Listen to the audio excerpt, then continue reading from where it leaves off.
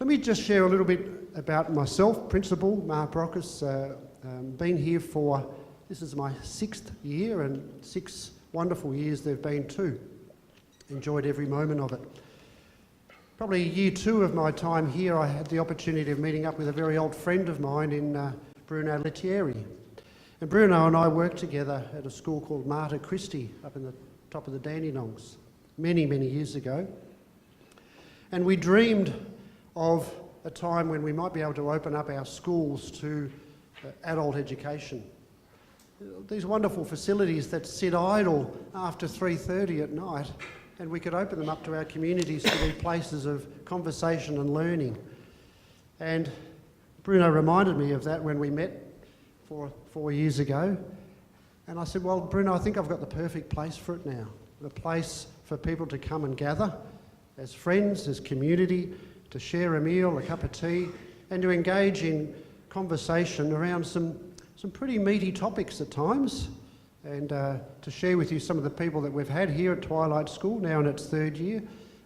We've had Martin Flanagan, the author, Michael Lunig, the cartoonist, Alice Poole, the author, Helen Garner, just last year, with her most recent book, the tragedy of what happened out there in Mortlake with that family, the Farquharson family. We've had lighter moments as well, but just last week, or a fortnight or so ago, we had not Bernie Geary, Phil Cleary, talking about the terrible stain on our society of abuse in the home.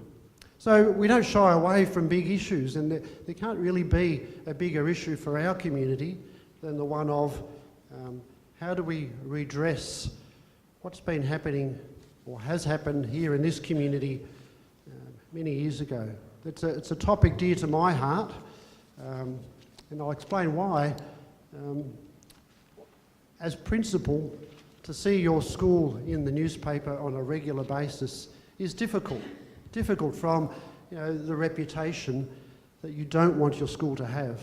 And I see on a daily basis 1,250 students skipping up the driveway to this place, seeing it as a great place of learning, and they love it. They love the environment, they love the relationships they have with their teachers, they love what they're able to have here as part of their learning. But to know that there's another story to this place as well, it's hard for me to get that balance right. And it wasn't the hardest moment in that journey was a few years ago when I was called to the school on a Sunday morning when we had several parts of our school on fire. And it might not have been well documented in the media, but it was parts of the school that were burnt with a slogan painted across one wall, "Shame on you all." And I knew exactly what that meant, and anybody else here knew exactly what that meant as well. And we've lived with that shadow here ever since. We've done some things like increase our security around the school. We've done some things like increase security cameras, for example. But they just cover up the sort of things and make the place perhaps safe from those things in the future. But it doesn't address why that's happened in the first place. And I think tonight we've got an opportunity to do just that. So, the Royal Commission, you've all been seeing it, reading about it, seeing it on our TVs. It's been one of many, many stories of grief. And I think most Royal Commissions are an opportunity for people to outpour, to share what their lives have been like, whatever the situation may have been. It's been one of broken childhood and broken trust, and this is an opportunity tonight to perhaps explore that a little bit further. These were people that came here, very vulnerable people, and they were not cared for the way they should have been. But where to from here? We know that the Royal Commission will come out with recommendations next year. We'll wait and see what comes out of all of that. But what about the communities that are left behind like ours? What do we do? What's the recommendation for how we begin a healing process with our communities, with our current students and past students, with our current staff and our future staff? Our communities, both past and present, need to work through what has happened here and plan for a future we don't know what it's going to look like. So it's my great hope tonight that tonight we can talk about a hope for a future for our community, for our student alumni, so they can be involved in this community in many years to come in a much more positive way. So we're very fortunate to have Francis Sullivan here tonight with us from the Truth, Justice and Healing Council, and I'll allow Bruno to ask a few questions of Francis about his involvement in the Commission and what's brought him to be involved in that. But I really, really hope that you will not just be here to listen tonight, but you'll be here to ask questions, to provide suggestions, to challenge us about what we as a school community can do about moving forward. So without further ado, again, thank you. And I'm going to hand over to Bruno to welcome Francis and begin the conversation. Thank you.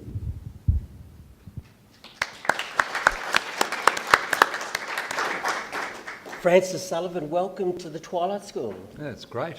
You've just flown in from Canberra. You've come specially to our little gathering tonight. Yeah. I'm really, really touched by that.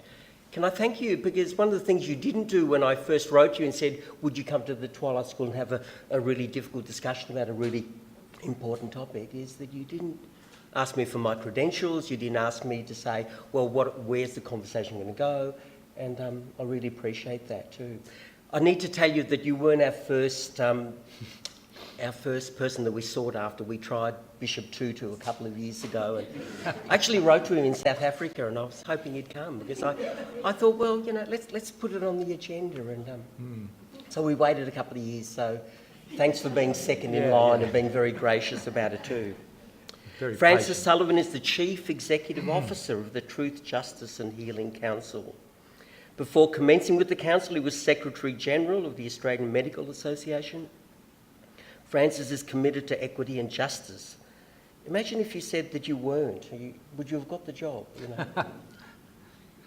He spent 14 years as the Chief Executive Officer of Catholic Health Australia, speaking with about 73 private and public hospitals and more than 500 aged care services. Prior to that, Francis was Senior Advisor to the Minister for Health in Western Australia, and we love our Western Australians too.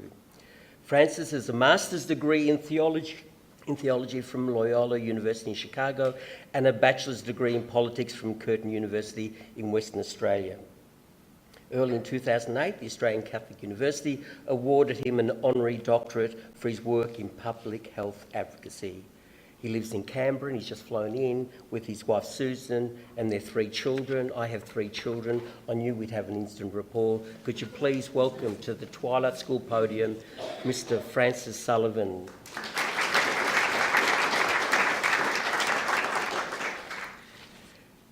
Francis, we're in the very room, we're in the very building where the sex abuse happened.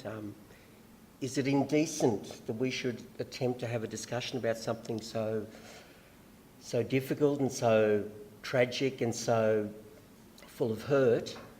Or is conversation the way to some kind of beginning of some kind of healing? Yes, well, hello everyone. Thanks for coming. I can see it's a long drive.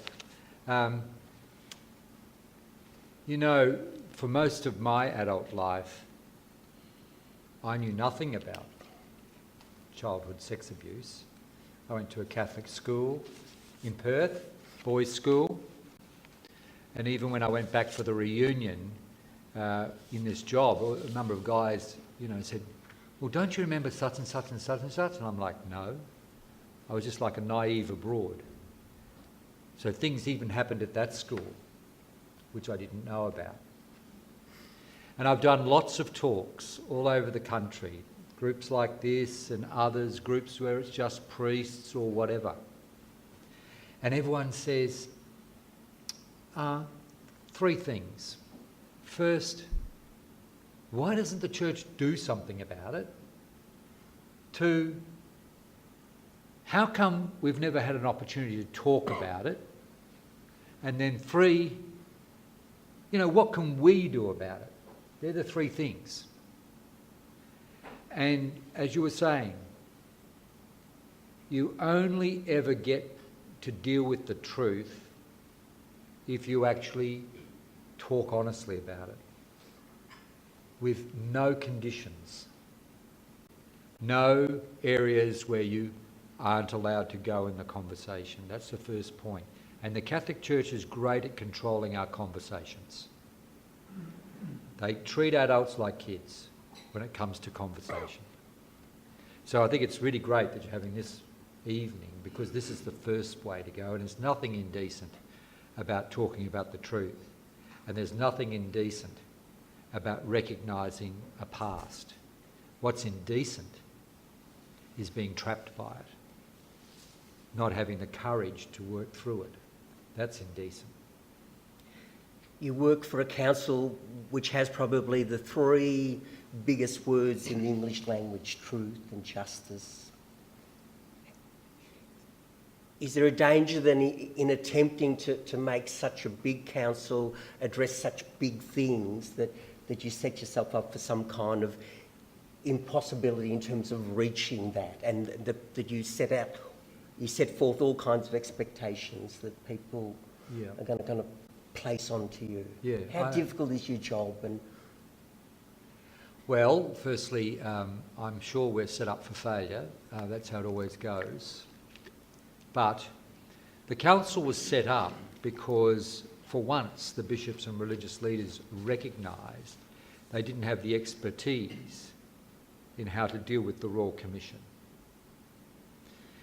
So we picked a council of experts. There are people on our council it's chaired by a judge who's run his own Royal Commission. We've got people who have expertise in child and youth psychiatry, and social work, in law, public policy, the whole shooting match. And the first thing we did... And you've got people who've been abused as well. And we have people on the council who have their own experience of abuse. But one of the first things we did is we ran our own research. We actually got News Poll. That's the crowd that do the political polling for the Australian newspaper. And we asked them to survey Catholics, practising Catholics, and they're not easy to find, practising Catholics, Catholics more broadly, and the great unwashed, on a particular weekend in 2013. And the first question we asked was, when the church leadership talks about child sex abuse, how trustworthy are they? Now, practising Catholics, 8 out of 10 said untrustworthy. Catholics more broadly, 8 out of 10 untrustworthy. The general community, 7.5 out of 10. There's always the half-wit. Untrustworthy. So when you have 8 out of 10 people saying, I don't trust you, 8 out of 10 people are saying, I don't listen to you. So I figure we're on a pretty good base here, because that's why we said it needs to be about truth, it needs to be about justice and healing. Of course, these are aspirations that are going to be extremely difficult to achieve. But unless we can firstly sound like we're being honest, we're not in the ballpark. And the Catholic leadership, whether we're talking bishops or congregational leaders or whatever, have done heaps of apologies, but it's not cutting through. Only actions cut through. And I figure it'll take another generation of actions before people will start saying, you know what, I think they get it now. That's the litmus test. Do we get it? But Francis, this is the very institution that is versed in the whole language of forgiveness. It takes its spirit from the most radical kinds of doctrines in the Gospels. It has a radical mischief maker as the person who gives the spirit to this. How can it be that that very institution does not know how to use all of those resources in order to tackle the most fundamental kind of issue that's kind of confronted it? That's a serious failure, isn't it, in terms of, don't we go back to the very roots of why we set up, of what we're about? The radical Christ, the radical Gospels. Well, let's look at it a number of ways first. Like, let's understand what the phenomenon is. Firstly, 1 in 6 adults will ever tell anybody that they were abused as a child. 1 in 6. So when you get a sense of what's gone on anywhere, multiply by 6. Most adults who have been abused as a child live a secret life of misery, basically. And that manifests in their life in very dysfunctional ways. And I've met many people now who tell their story, and it's a story of constant struggle to get over something they actually don't even understand, and secondly, unfortunately, carry a real bucket of guilt about as well at the same time. It's that terrible cocktail. And that cocktail, most people choose to cover in secrecy. And so institutions that delivered that choose to cover it in secrecy. That's how it worked. Do you get that? Took me a while. And the trouble is, like families who have secrets, after a while, you lose a sense of confidence of how to bring the secret out. Do you get that? And you usually get told, suck it up, nothing will change, you can't change what happened, it's best left unsaid, let's all move on together. You know, the usual mantra. And we all know, we all really know, you can't carry secrets, they carry you. And it's when you get a power over the secret that you actually begin a process of healing. So the first thing is, if we're serious about the gospel message is no one has to carry a secret. The second message is only in giving language to the secret do you actually open up the possibility of the healing. Of course, we had Bishop Tutu and the great work done in South Africa. My friend, yeah. Did some of the way your council approached this was to take great heart from that? To look at what Tutu had done, to say we have to be relentlessly truthful here. We have to look at forgiveness in a new way. We have to liberate that person carrying that suffering from the torment of what they're carrying. And the only way to do that is through testimony and witness and acknowledgement of those things. Is the church starting to understand that? Is it starting to cut through? Is it starting to listen to what the Royal Commission's doing? Is there some signs that you see that we're going, they're starting to get it? This institution that had so much trouble kind of coming to terms with that and holding on to its secret. Yeah, look, it's a cocktail of yes and no there. I mean, it's interesting when we did the survey, because there were many other questions we asked, and you'll like this one. We said, well, what do you think of your local Catholic school, hospital, welfare services? 8 out of 10 across the board of support. So when the church is doing practical things for people, everyone goes thumbs up. But when you say Catholic Church, everyone goes thumbs down. The disconnect between the two is massive. That's part of the issue. People like coming to their Catholic schools. They like being part of a Catholic school community or a hospital community or welfare service. They don't go to parishes anymore. So if you're smart as a church leader, you go where the energy is, right? Most people's experience of being church is not in a parish, it's in their school communities and places like that, where they might even sometimes figure like they might go to a liturgy. So the first thing is understanding where the community is at.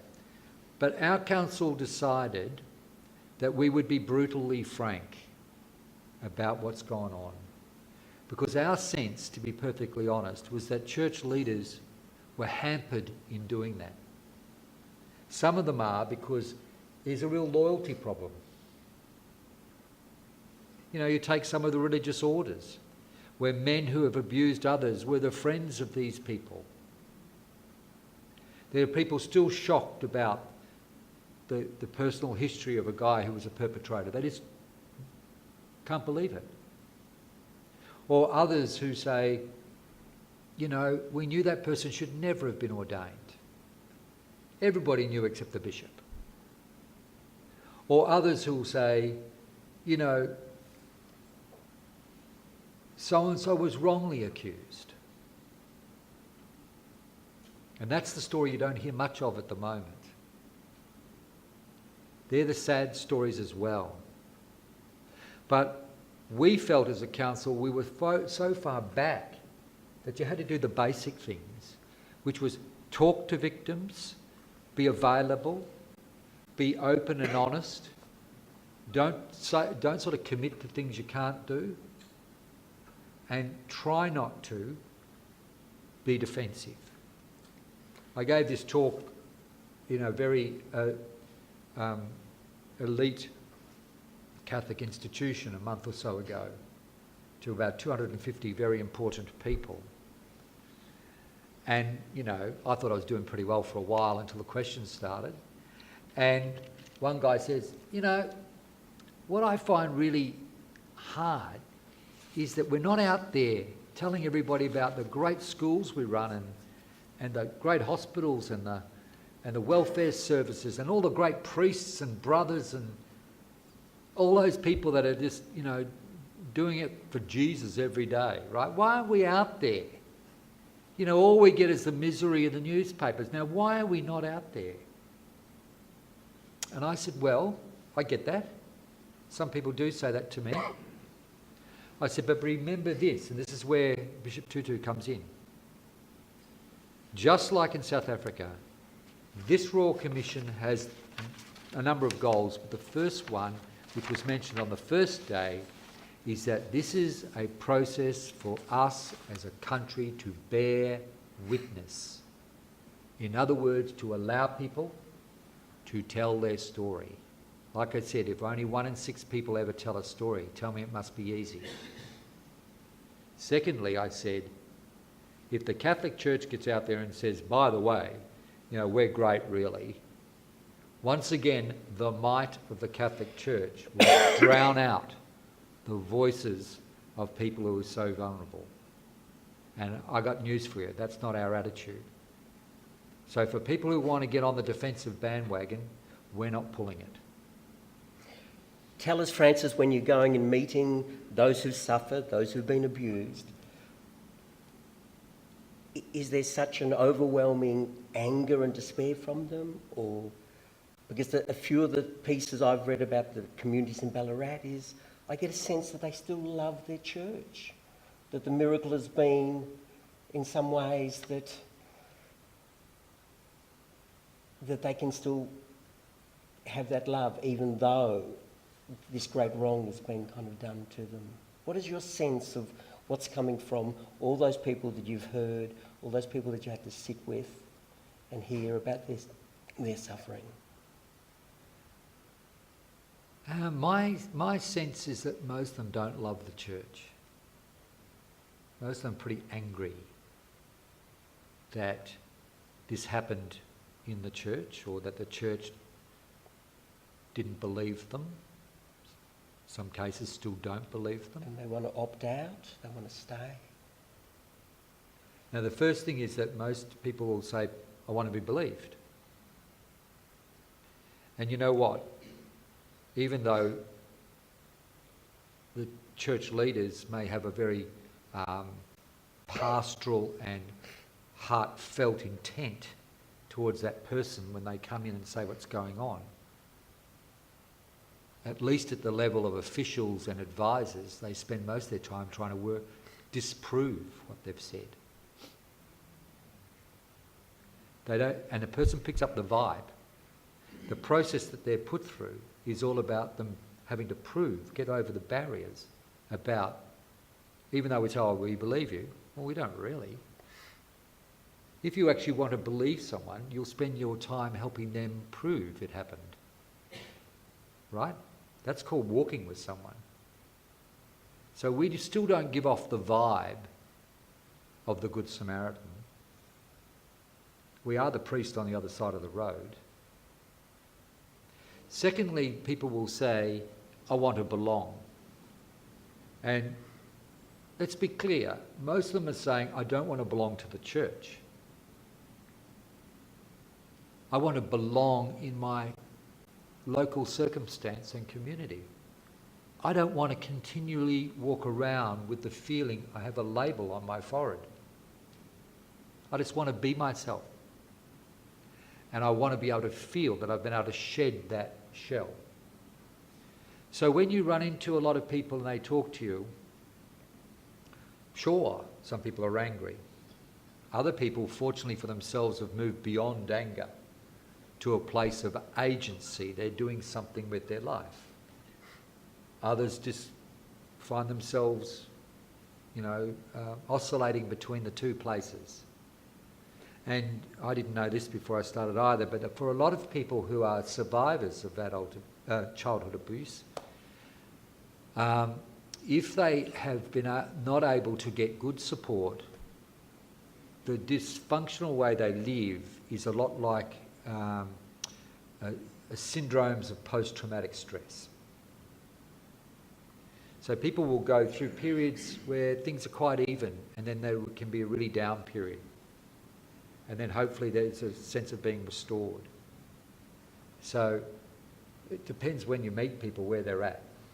Is that the most urgent work of your council, to train as many people in the art of how to walk with, how to listen, how to gain the testimony with that full kind of faith in what they're telling, and to give agency to that? Is that the most difficult part of what you're doing? It's difficult, but it's not our most urgent task. Our most urgent task is to make sure that everything the Royal Commission needs, they get.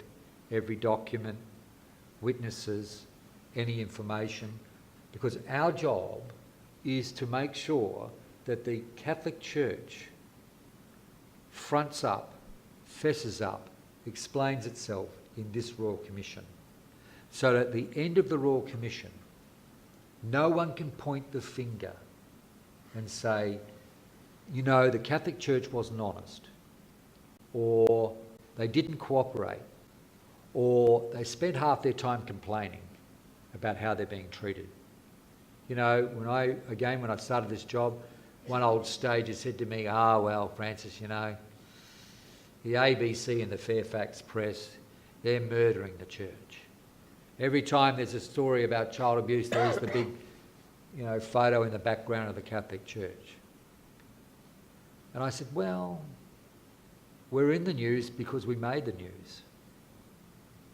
And you realise, and these are stats that have come out from the Royal Commission, that in their private sessions, that's when an individual can go and tell their story, which is part of the sort of truth reconciliation process. They've said that 38% of the people that tell their private stories have been abused in a Catholic Church institution. 38%. And some people say, that makes sense because we ran all the orphanages and the boys' schools and the boarding schools and so on. And I go, well, that's not an excuse. So 38% of the time of the Royal Commission is being spent on the Catholic Church. Because the single largest grouping of institutions in Australia that's delivered child sex abuse is us. That's why we're in the news. We make it. Francis, are you satisfied that the way you're seeing it and being the person responsible for coordinating that response to the Royal Commission and providing all that documentation, are you convinced that at the end of that process you'll say, we did, we showed it all, we hid nothing, we came as clean as is humanly possible to come? I really am confident about that. I have to say, and I hope you all remember this, in February next year, there will be a world first. The Catholic Church has had a number of inquiries around the world, in the Western world, about this stuff. The Americans have, grand juries, and we've got our Royal Commission, and Ireland had its Royal Commissions. And every place, the church leaders have fought the inquirer in some way. In February, the Royal Commission will announce the statistics for the Catholic Church going back to 1950. They have every available statistic of every abuse case since 1950. They know the name of the person who was abused. They know the age. They know the name of the abuser. They know their age. They know the place they were at, what settlement occurred, if not at all. Every document and its data was made available. That's a world first. It's a shocking set of statistics, but no one will be able to say that the Catholic Church didn't open its books. That's the first point. The second point is that no one will be able to say that any document that we had in Australia wasn't made available. Again, that's a world first. So I personally will be shocked if someone can demonstrate the opposite of that. What do you do with all of that at the end? You've laid it out, you've been scrupulously honest in saying this is the way it was. The communities here are going, when do you start the healing? When do you start putting things in place for us? Yeah. Do we need to have this process that takes so long? Because it's tied up in judicial processes, it's very complicated. There's an urgency on the one hand to heal, but there's the rightful place of things to take their proper course. Yeah. How do you negotiate that tension? Because you must feel people going, we want a response, we want the healing, we want to see acts symbolic and practical and truthful in our communities that we can come to. The people here must be going, we want to walk into this mansion, we want to be able to claim it as our space again. How do we do those things and still let the Royal Commission take its time and still let all those really important? Do we have to wait for one and then we start the other? Can they start simultaneously? Yeah, you certainly don't have to wait. 20 questions there, sorry. Yeah, no. You don't have to wait. And we don't have the answers about how local communities take responsibility. But there are a few things that we are trying to send signals about that we have some control over. And these are sort of like at the helicopter level. I appreciate that. But you may have heard, it's said you can't sue the Catholic Church. So what we've insisted on now, which is policy across the Catholic Church, is that when an individual wants to bring against the Church a suite of damages, in other words, to get compensation at a legal level, the religious order or the diocese where the abuse occurred needs to make available an entity that can be sued. Now that's now going to be policy. So that no one's going to turn up and say, well, you can't sue, Father Francis Sullivan. He's dead. No. Now you'll make an entity available, even if it isn't Father Francis Sullivan. And you'll back it up with insurance or assets. So the individual has an opportunity. Secondly, we have been pushing hard, along with others, for some type of national redress scheme. whether they run it in each state their own way, but let's get a redress scheme going. One of the good things is that the Catholic Church, since about 1996, has been running a redress scheme. It's worked for some and hasn't for others. Tell us what that looks like. Okay. What's a redress scheme? It looks like this. People come to the Salesians and they say, guess what? When I was in grade 6 at Rupertswood, Father Sullivan interfered with me. And the Salesians have a process of dealing with that. In the Catholic Church, it's called towards healing. It's a process where the person is pastorally dealt with. And in that process of addressing their circumstances and needs, some sort of package of support which includes money, but it might also include material support, some counselling or ongoing counselling or support for their partner or their kids or whatever, is put together to redress what's happened. Now, some individuals say, no, I want to take you to court, or I want more than that. So there's another pathway that can happen, and that's the one I've just been talking about. But for a lot of people in the community, they've had no access to that. And our problem is, because the trust levels are so low, our council is saying the days of the church doing the investigation are over. There's got to be an independent body that the person can go to and say, this happened to me. They investigate, they determine the payment, and then the church pays. So they're two big ticket issues. The third thing, and this is where local communities need to take some sense, is what do you want to do? What signals do you want to send to people who have been abused in your walls? And always remember this: people will be in your conversation who have some relationship to childhood sex abuse. They may not tell anyone. It may be their experience or their partner's experience or whatever.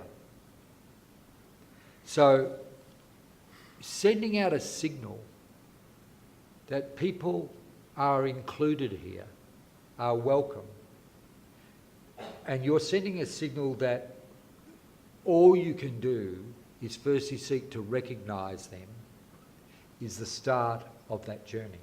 Is tonight a signal? I would have thought a very big signal. I'm not trying to be pedantic about the use of words at all. Why not make explicit rather than a signal? Why not explicitly say, we here in this community want to do this, we intend to, we want to invite into the conversation? I wasn't trying to sound pedantic about the word signal. No, it's good. It's a good distinction. My only caution about all of it is the degree to which people will sort of trust that signal. They say, well, how come you're doing the signal now? Where was it 10 years ago? And let's all be real, because, for some of us, it's a slow awakening. So the conversation has to be honest. Or, I've had to say to bishops that when I've been asked in open meetings like this by a victim, they say what really frustrates them is they can't get to see the bishop, or, they put a call in and it's not responded to and so on, or they met them once and, the meeting didn't go so well. Everyone got emotional. And, they want to meet them again and they can't seem to meet them again. I said, you have to understand, the Catholic Church is scared of victims. This mighty Catholic Church is scared of victims. we have spent most of our time sending signals about go away, not come here. So don't think, don't think you can change the cultural vibe by one event. You know what it's like in your own personal lives. We all screw up, and we all wish we hadn't said something or acted a certain way, and because it's really hurt our relationship. And we know ultimately the only way to heal that relationship is to reach out to it. And jeepers, that's bloody hard. We send a vibe.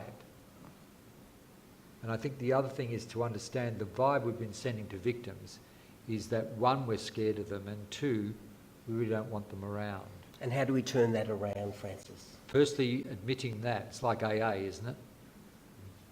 Firstly, admitting that. Not trying to justify it or rationalise it, contextualise it. Just simply say, yep, sorry. You certainly frightened me. Still do, actually. One of my first meetings was with a big group of victims, and I was really scared to go because I'd never met anybody who'd been abused before. And, and I think for a long time, it took me a long time to feel comfortable and try to give people a sense that I was comfortable with them, because we're talking two worlds here.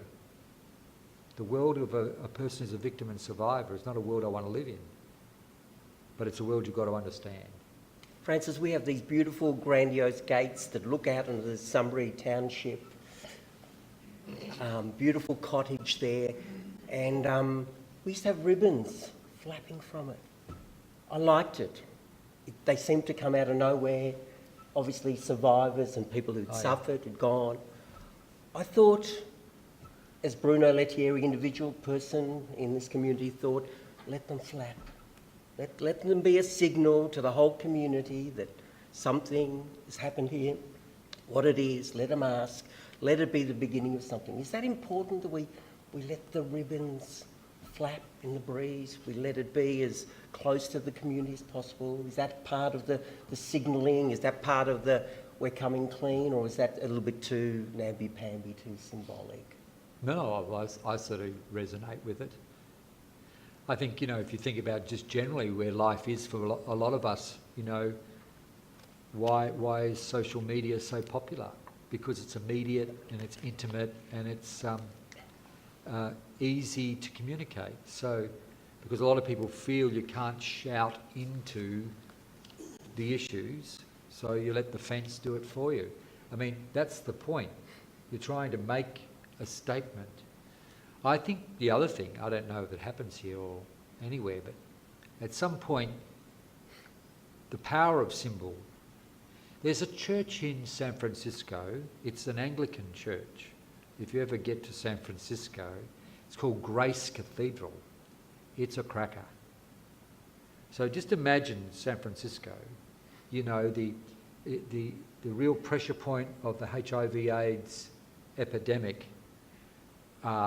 Huge gay communities, very creative people, a lot of people very disengaged, particularly with the Catholic Church, but the Anglican Church as well.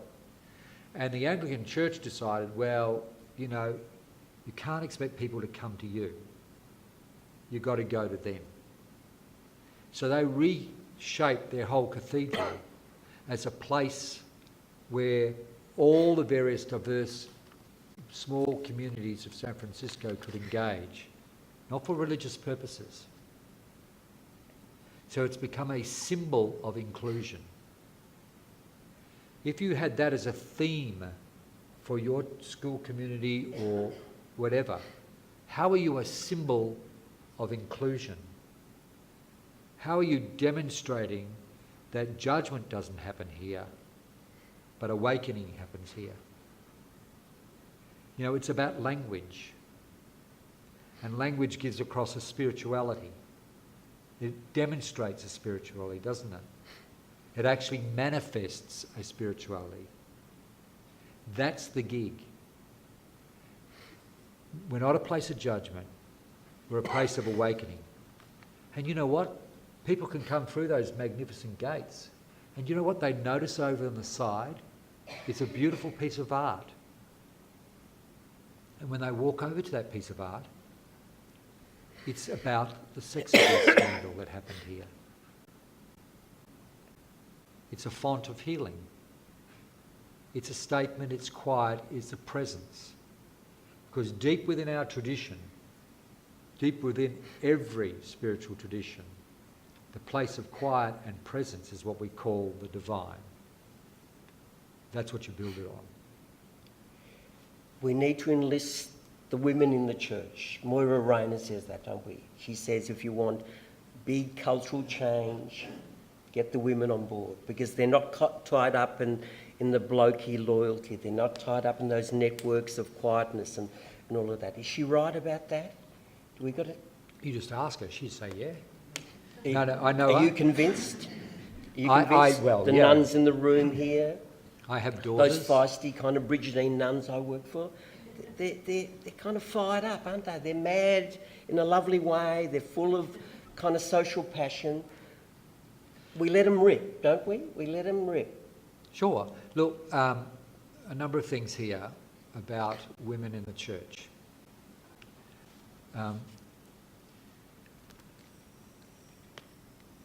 I used to work for the AMA. The AMA is a great union. There's only one job when you work for the AMA. Keep wages up and foreigners out. Anyone who wants to be a doctor gets trained. If someone's not trained as a doctor but wants to do doctor things, get them out. And of course, in the health system, they're trying to make people like nurses and everybody else do doctor-type things because it's sensible, because the workforce is limited, right? In other words, you shift the tasks around, right? Sound familiar? Do you know anyone else who's got a bit of a workforce problem? Where we've got an exclusive club about who gets to be in the workforce, and yet we've got a lot of people who need services, and it would be good to do some task shifting. So that's how I begin to approach the issue. You know, and secondly, one of the important things about a Christian imagination is you've got to involve the whole human psyche, masculine and feminine, in the imaginative creative outcomes. Why have we been so slow to understand that? Because it's a club. And the thing is, our church is still a residue of the medieval times. We're structured that way. We're structured as a caste system where power and authority is determined by gender. And until we have a participation that's based more on competency than being part of a clerical caste, it's not going to work in a postmodern world like Australia. It will work in communities that have a different cultural embrace than what we have here. But we have to be an Australian church in our own circumstance. And, you know, even though the introduction said I live in Canberra with my wife and 3 children, the truth is that we are empty nesters. Our 3 children live in Sydney and Melbourne, and 2 of our children are women, and they'll be watching this video very carefully about this answer. But the truth is that they feel very disengaged, and their life and their sense of self, in a sense, their real appreciation of their nature is not being, it doesn't resonate with what a lot of people in leadership roles are saying. And I'm wondering whether that's a disconnect that we need to be more open and articulate about, and not just compliant about. That's what I think. I worked in the TAFE sector, and the most important word in that educational landscape was compliance. It's a dreadful word. It is the most debased, crummy word in the English language. We need ideas that are bigger than that, don't we? Yeah. Don't we? Yeah, yeah. Francis, you are Mark Brockes. This is your school, this is your community. I know you don't know it well, but tell me, after all the things you've seen, after all the listening to all those people and their enormous suffering, what would be the 10 instinctive things that you would do from tomorrow to say, this place, Salesian College, is going to be a place of healing? I'd take the name off any wall or anything of any perpetrator associated with the school immediately. 2. I would begin a engaged project with the community and maybe anybody who's been involved with abuse, either individually or a family, in working on a project around a proper, expensive symbol. 3. I would put out a message through our records of all the families that have ever been at this school.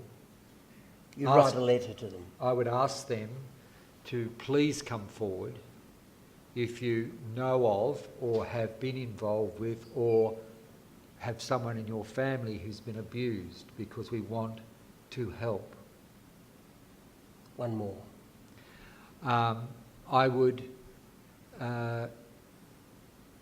say to those who are currently in the school, at the staff level and at the student level, that we can do much, but what we need to find in ourselves is an awareness that even when we try, our efforts will be shunned. And that is part of the journey, because it's good to get excited and to get engaged and to get enthusiastic.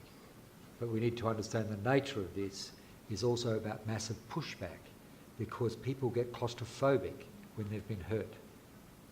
Francis Sullivan, 98% of my staff members are not here tonight. I don't say that with any malice. I don't. I say that going, what the bloody hell is going on? This is central to your school. This is the big jumbo jet in your room. It speaks to some confusion. It speaks to some numbness. It speaks to something that I can't quite name, and I'm guessing, I'm speculating. The Salesians who run this school are not here tonight. My friend Mark Brockes is here. 1, sorry. Yeah. They need to be here, don't they? We need... Is that part of the coming clean? Is that part of the sending a signal to go, okay, we got it wrong, but we're here, we're listening? Look. I know that's a really difficult question and I've put you on the spot, but... No, it's not difficult. I think it's a reality. It's more like saying, one, this is not a pleasant thing to ever talk about. Some people have been to lots of things in their own way. For want of a better term, there's a sense of fatigue. For other people, there's a sense of depression that occurs around this. There's a sense of threat, as I've said to you, because of people's personal lives. But it needs a transcendent voice, doesn't it? Yes, a it does. Tutu, a Mandela who can transcend that, who can speak to, in the language of forgiveness and reconciliation and testimony and all those things. Yeah. Do we have someone in the Australian landscape who can rise to that big job, or will we go, we've got to wait for the Royal Commission, we've got to wait for all these processes to put in place? There are a lot of heroes, there are a lot of heroes in this thing. A lot of people involved with support groups who have journeyed for decades, supporting people, on very little money, quietly go about things. They're real heroes. Sure. They've got some degree of attention, but the real heroes are the ones who will be there the day after the Royal Commission closes, and keep going and travelling with people along the way.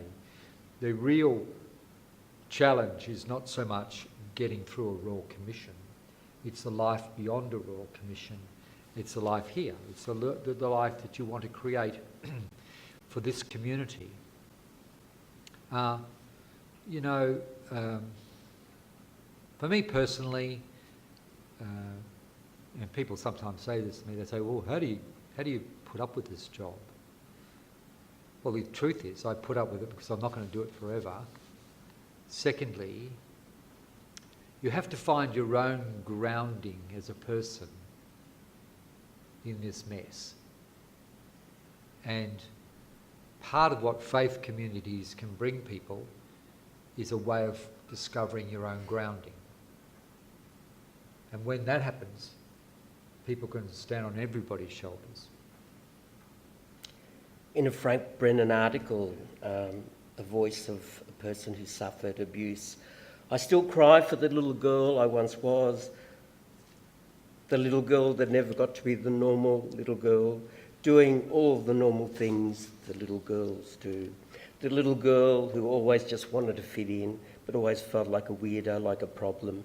Nothing can ever give that back to me. It is a life sentence, and every day I make a choice to keep going. It is important to me to tell my story because I want peace for myself. I want peace for Mr. Sleeman, the school principal who fought to have that dreadful Father Smithson dismissed. I've got kids and I want to be a voice. I want people.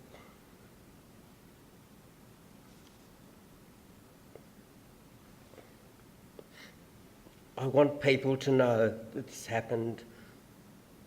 I'm not ashamed anymore. And I no longer blame myself. I will no longer be a victim. My name is Julie Stewart. Takes courage, doesn't it? And the dignity in the name and the revelation of that. People are doing this, aren't they? They're doing it big time. They're doing it at the Commission. They're doing it in groups. Yeah, Julie Stewart, I was there. We were both there that day. And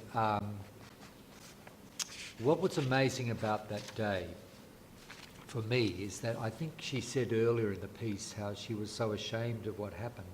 She couldn't tell anybody, not only what happened, but didn't want anyone to know who she was. So here was a woman who was taking charge of her life and being able to say at the end of that, and I'm Julie Stewart. Most powerful experience. That's why it is so moving. Because, she had shown what it takes, and fortunately she was able to do that.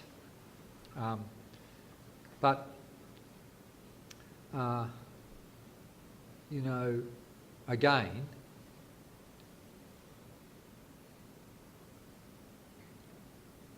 the scandal for the Catholic Church, in my mind, the thing that I get most angry about, is that how come our instinct didn't work? How come our instinct that when the horror and evil was happening, our system perpetuated it? How come our instinct didn't work? That's the bit I get really angry about. What disconnect went on there, you see? And so, when you see someone like Julie Stewart or anybody else, and you go, why does it take so long for the penny to drop? And the sad thing, to be honest with you, is when you run into some people who still don't get it. They still think, oh, well, what's the big deal? You know, it's happening in the Salvos, it's happening in Swimming Australia, it happens in the Victorian Department of Community Services. Well, the big deal, folks, is that we actually thought that we saw life a little differently than running a swimming camp. Francis, if the church doesn't get this right, it will have no moral authority, will it, to speak on climate change, on refugees, on any of the big moral questions. It's that big, isn't it? Yeah. Well, it hasn't got much of a show at the moment. The bishops did a statement for the election and fell to the bottom of the well within about an hour. No one's listening. And the reason no one's listening is there's no credibility.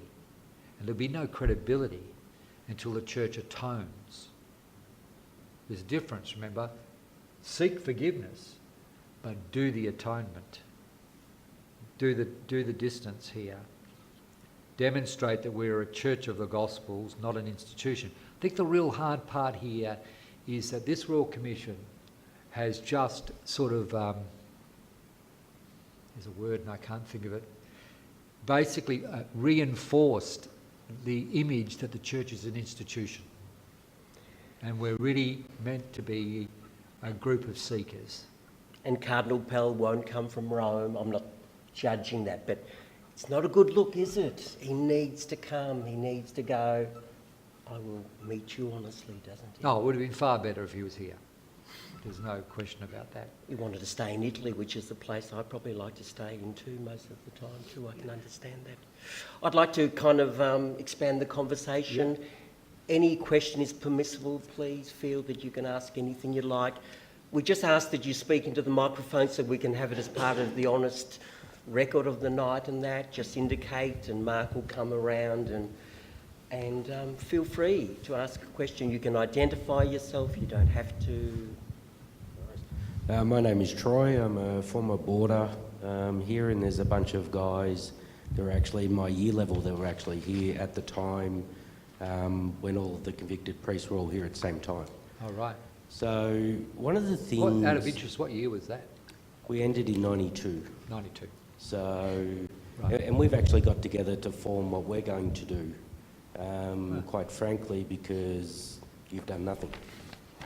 So one of the things I suppose that people struggle with is the church has been settling claims for 40, 50, 60 years. Yeah. They know there's been a problem, but they haven't proactively gone to probably seek out other victims. Correct.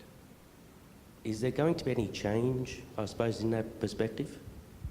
Yeah, that's, you know, when you heard me earlier say what are the 5 things we'd do, one of them would be to say, let's go out and actively seek in your communities, those have been engaged and so on.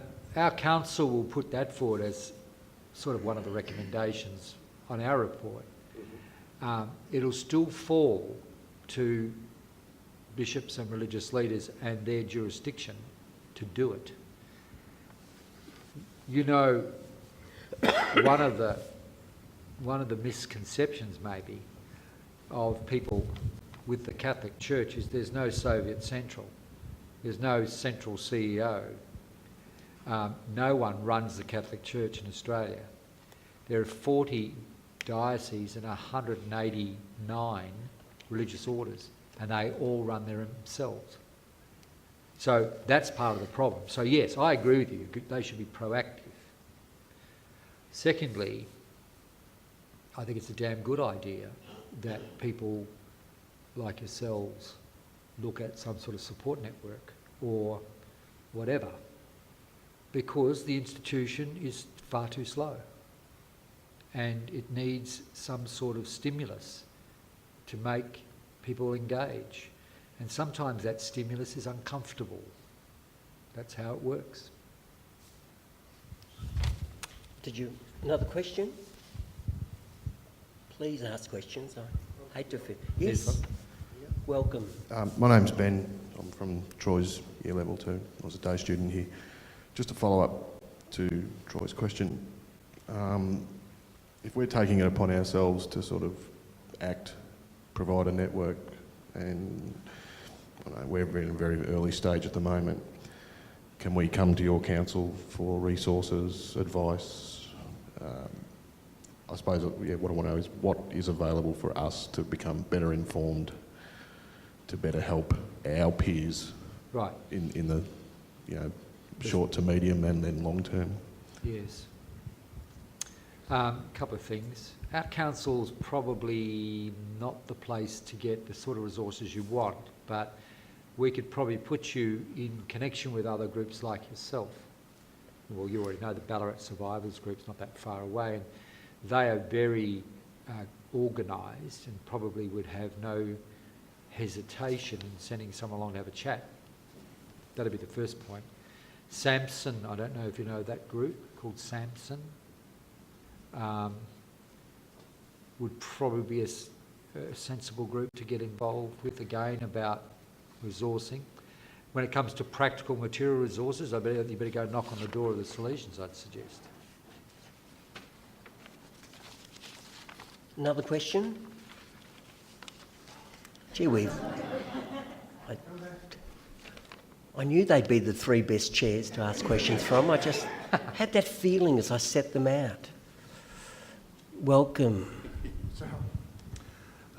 Thank you, Francis. My name's Steve Coughlin. We're all part of the same group. We've got a couple of fellas over there as well, all from the same group. I can see them.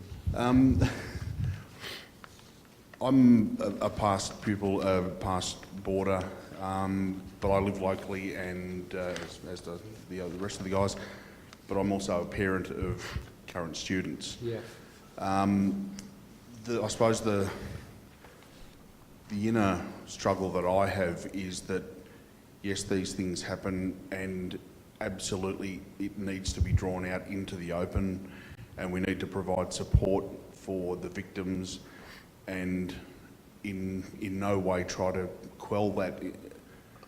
But then I approach it from the perspective of, as a parent of current students, who I see them getting a great education. And my problem is the reparation and the redress process going to in any way put at risk the great work that's being done at the school at the moment?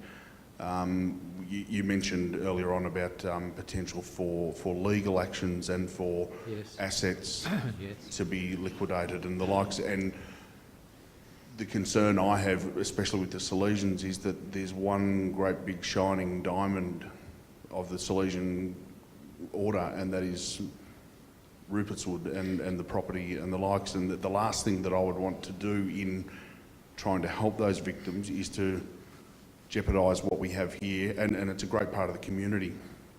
It's not just the students here, it's the wider community, whether it be through cricket clubs or football clubs or the likes. And so that's my concern, is there going to be some kind of backup, I suppose, to the orders so that places like this aren't affected?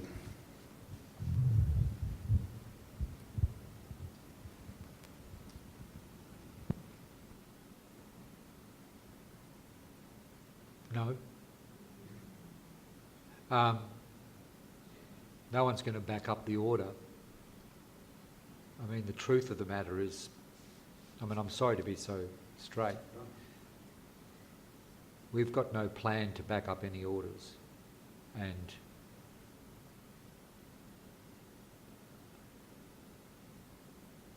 we have no desire to see the outcome you're talking about. But in some parts of the world, for example, the Christian Brothers live in rented apartments now. So, I'm just being straight with you. The degree of exposure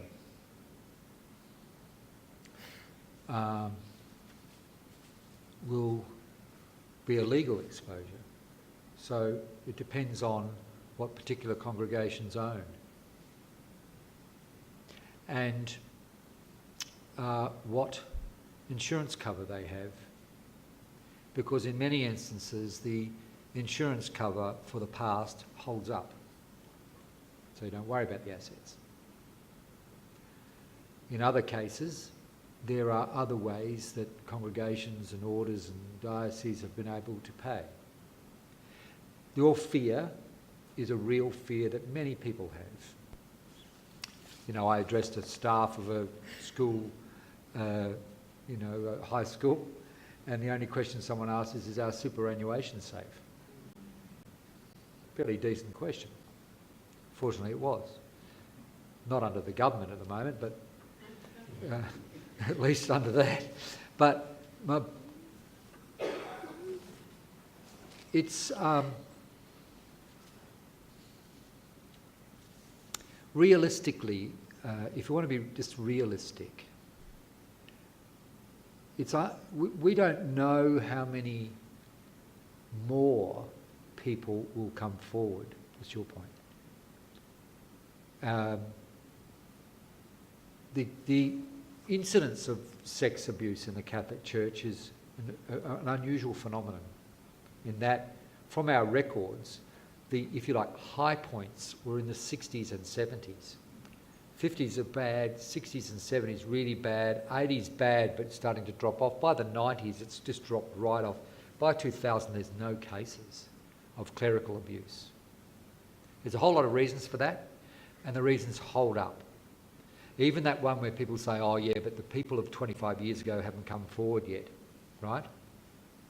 That may be true, but the rate of change, the trend is the same trend that you're finding in other countries.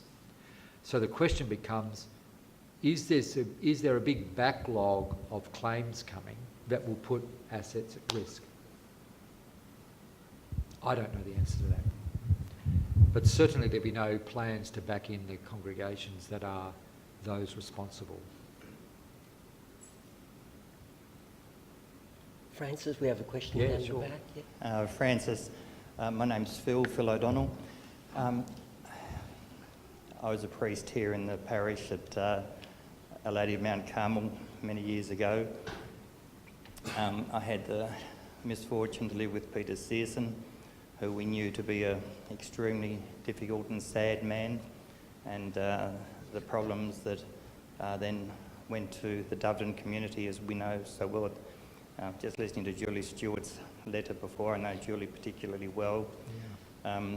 Just a little bit of background, I've been supporting the victims and survivors in my little world now for 38 years, since I became aware of my parish priest abusing a 12-year-old in 1978 in Gladstone Park. And the exhaustion of it is massive, but that's minor compared to the pain to the victims. My reason for staying involved, and I was a witness in the last case study at case 35, I really do have to say, please have enormous confidence in the Royal Commission. They are a remarkable group. Their professionalism, their honesty, their determination to seek the truth is just quite extraordinary. And to see the professional work and the openness, and as Francis said, the documentation that was made available was really just quite extraordinary. And I'm absolutely convinced that the Royal Commission is going to do wonderful things and cause great things to happen. Why I stay involved, and I sometimes wonder why I stay involved is I'm really worried about the unknown victims. Over the last 4 to 5 months, just me living in a little street in Sunbury, I've had 3 different people make contact with me, find my name, make contact. 2 boys, 2 men now, and 1 woman, all raped at the age of 8. One of them's in hospital with a brain aneurysm at the moment, who you'd know, Francis, is one of the victims who gave evidence at the Royal Commission. He had the courage to stand up like Julie, and it's just been too much for him, and he's in a very poor way at the moment. But my line is, the statistic I've heard is perhaps for every known victim there's perhaps 6 unknown victims. Now I think that's just the tip of the iceberg, and that's where we've got to go. looking back at the past doesn't do much. We've got to do the future. And if 3 people have come to me and said, I was raped by Father Sears as an 8-year-old, how many others are out there? How many other kids in Sunbury alone, let alone Doveton, let alone Ballarat, let alone the other epicentres of abuse, how many others are there who are carrying that absolute shame and pain of that horrendous abuse? So I've put a model up, and I've discussed this with the Royal Commission, and I think it's what we heard Troy and Ben and others saying there. I don't think the church can solve the problem. I think we as the church are too much the problem. We have no trust. I had an abuser ring me up and just blast me because I'd been a priest in the system. And, you know, the language was colourful. I knew it wasn't against me personally. It's anger and frustration. So the model that I put up to the Royal Commission for Sunbury, for Ballarat and for Doveton, what I call the epicentres, is that we use community organisations, and if you bear with me for a second, I'll put it to you. Not the church go out and seek the unknown victims, but the community go out and seek the unknown victims. We have a wonderful organisation here called the Community Health Centre. It's a body that could auspice outreach. With the Royal Commission, I believe, would make some of their resources available to help and assist as well. We would then use the local media, the local police, the Salesian community and the parish of Our Lady of Mount Carmel. And I think as a collective, but not through the church, but through the Royal Commission and the Community Health Centre, using the local paper, using the local police, making that outreach and saying, you men and women who are now in your 40s and 50s who were violated by the Salesians and violated by Father Searson, please come forward because we need to make reparation and you need to be listened to and believed and supported. So I do believe there is a local model, and I don't believe it's we as a church do it, but we as a church support the community and the experts who can do it on our behalf.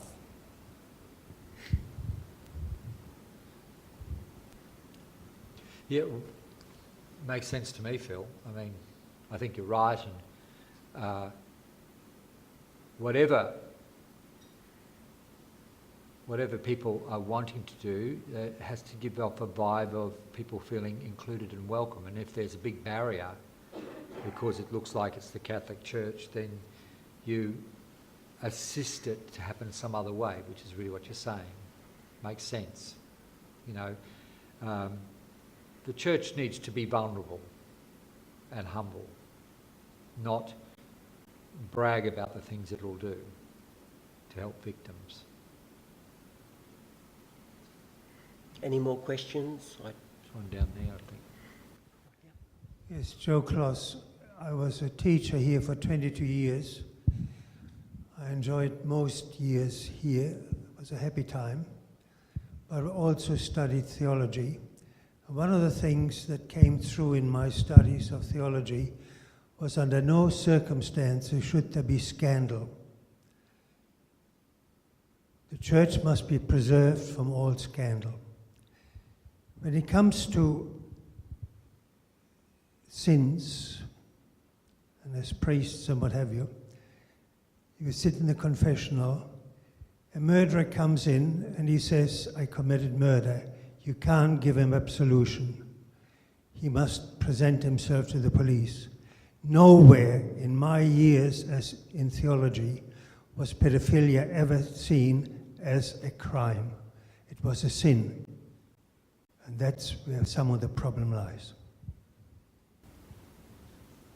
Thanks for that. In our opening to the Royal Commission, our first submission was quite extensive, but one of the statements that was made up front on behalf of the church leadership that we wrote was sex abuse of a child is a crime and always was a crime. It is in the church a crime and always was a crime. In the canons, 1917 Code of Canon Law, it was a crime. Even before that, in the delicts of various Catholic churches, it's always been a crime. Crime in canon law, a crime in civil law. One of the sad things is that in some of our case studies, one of the religious leaders was asked at one point, well, Brother Sullivan, was it a crime to abuse, Joe Smith in 1986? And Brother Sullivan said, well, I don't know what the law was in 1986. They weren't asked, was it legal? They were asked, was it a crime? Of course it's a crime. It's a crime in your gut, it's a crime. Doesn't matter what the law says. And the trouble in our church is that people who want to make a distinction between sin and moral failure and breaking the law have missed the point. And of course, some people who said, as we know, Ridsdale and others said, oh, well, I sought forgiveness. I knew that I had a weakness, but I was going to try again, and I threw myself at the mercy of the bishop and to give me another chance and so on. We're playing into that distorted culture that we have around taking proper responsibility for actions. And this will be explored a lot more by the Royal Commission before we're done, I'd say. Thank you. I'm Chris Bradbury. I was a boarder here and finished in 1985. I love the school.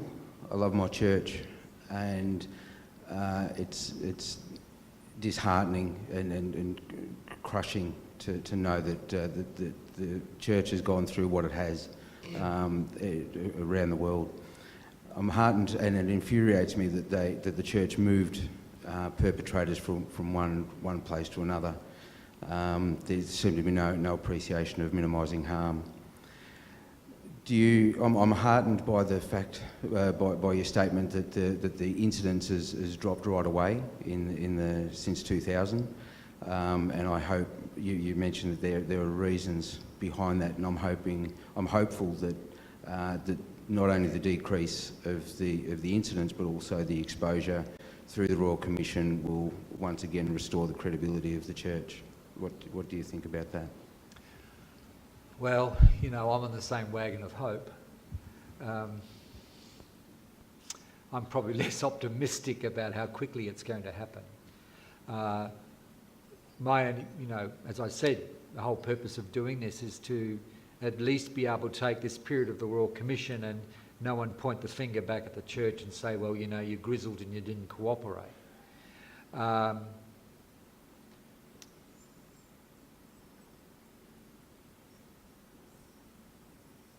We are the church. We are the church. The leaders are in the frame. The more we think that they're the church, here you go, I might not have a job next week. The more we think they're the church. We're filming you. I know. George. The more we think we're the church, the more we're missing the point. We are the church. The more we take responsibility for being a church, the more we get the point.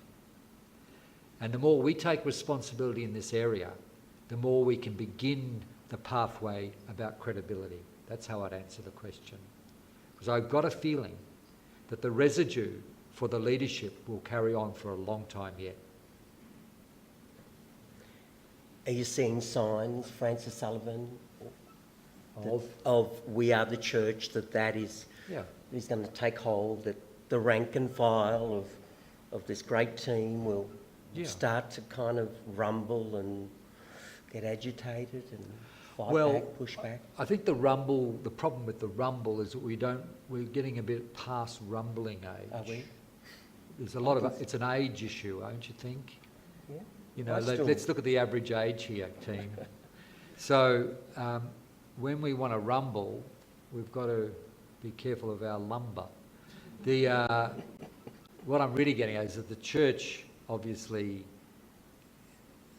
where the participation happens is an issue. Secondly, I think there is great hope, to be perfectly honest, because, well, everybody seeks meaning. We all look for it in our own ways. I mean, I run a men's book club. We all have a very meaningful discussion. But the point is, we all seek meaning. A lot of us will want to explore new ways of expressing that, even our spirituality. That's what they call a church. And people coming out on a night like this to discuss this issue means that there's a deep sense of wanting something to happen, and the only people who will ever get anything to happen are those that want it to happen. So you take heart from this? Yeah, it's great. Absolutely. And when your wife tomorrow night says, that Sunbury mob, what were they like? What will you tell her? Very, very welcoming. Could you please thank Mr. Francis Sullivan? Thank you much. I hope you all felt that you had a chance to air whatever question I would hate to feel. Oh, sorry. Not a question. Sorry. Sorry. Just do the mic. It'll just feed into the film a little bit better. As the solution here present, I think it's important that I should stand up and be counted. But look, a tremendous thanks to you, Francis, for coming to share this opportunity and open up the opportunity for this discussion to now continue, and to the members of the 92 class who finished just before I came. Sorry I missed you. But look, there is further conversation for us to have. And what I'm just indicating is that as the Salesian present, we are listening and we are receiving the message and looking to have the opportunity to encounter particularly the victims. We spend a lot of time engaging in that way, and to hear that there is an opportunity for a circle of people creating a bit of a community of contact here at the college. I'm greatly enthused by that. But on behalf of the Salesians, thank you all for being here and for joining with us in this, this rather important sort of exercise of working together and seeing how we can create the church that is going to embrace the sorts of people that have been greatly hurt, but also the church that can launch on into the future. I think the point that was made about the great resource, the great richness of life for the current students here in this school should not in any way be compromised by the history of the past. And I think there's, to Mark and to the staff here, great things are happening at Rupert's Wood, and I've never left really, coming back frequently. But it's a wonderful place, and I'm sure that together we can create a way forward that really does address the problems that we face. Thanks very much.